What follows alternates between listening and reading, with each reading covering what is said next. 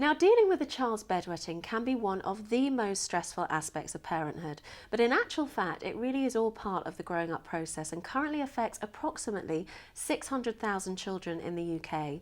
Now, joining me today to debunk some of the popular myths around bedwetting and offer some helpful support is Dr Hilary Jones, psychologist Emma Kenny, and a mummy, Emma Bradley, who has been through this herself with her son and daughters. Welcome to the show, everybody. Thank you. Now then, I've got some questions which obviously I'd like to put to you. So, Dr Hilary, what is bedwetting firstly?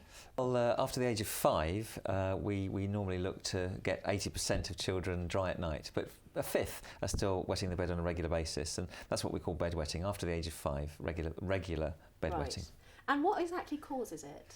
Well, there are a couple of things that are going on. Firstly, it's just delayed natural control over the bladder function. Okay. And we've got to remember that, you know, it's quite common even up until teenage years. 1% of teenagers still occasionally wet the bed. Yeah. So it's not abnormal. It's just, you know, there's a spectrum and everyone's an individual.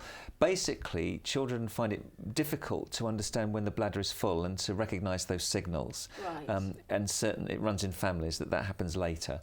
Also, it means that the hormone which sort of puts the kidneys to sleep at night in all of us doesn't work so well in some children. So there are two main reasons for people having delayed control in the first place. Later on, if they start wetting again after they've been dry, there may be physical or emotional reasons. Right, okay. And Emma, just off the back of what Dr Hilary said, is you've had first-hand experience of your children wetting the bed. So tell us a little bit about, you know, how you cope with that. At first, it's really isolating. When my daughter wasn't dry and starting school, I felt like I was going to be the only mum that child still wet at night.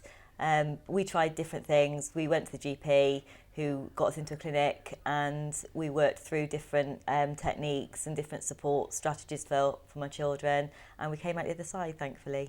And that's the thing, you came out the other side. Definitely. There is help out there. And Emma, obviously being a child psychologist, what can be done? So what can a parent do if they're going through what Emma's been through?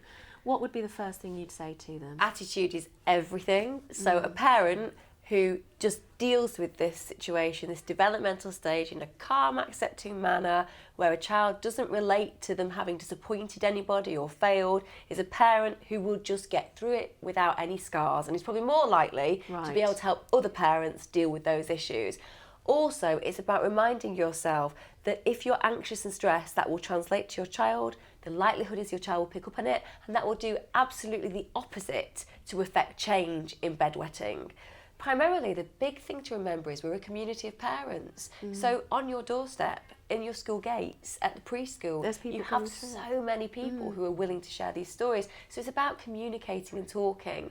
Remember, most of the time, there's nothing bad going on in your baby's life or your young child's life. It's actually just a developmental key stage. Just undertake to do it joyfully. You'll get their childhood once. It's over in a moment. So don't stress about things that they will achieve. Long term, they will get through this. Yeah, so take the stress out of the situation and talk to other parents, talk to your doctor, for example. And what would you say off the back of that, Dr Hilary? Yeah, normalise it. It's normal. Some children will just develop bladder control a bit later.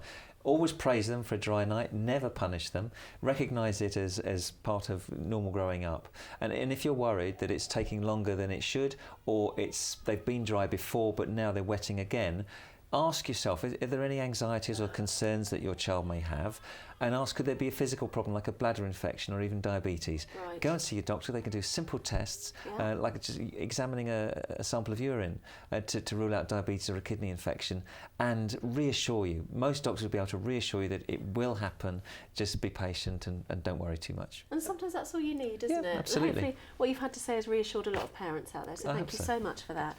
So that's it for now. My thanks to Dr Hilary Jones, Emma Kenny, and of course Emma Bradley for joining us here today. And if you want to find out more information about dealing with bedwetting, you can go to allthews.drynites.co.uk. Thanks so much for watching, and we'll see you next time.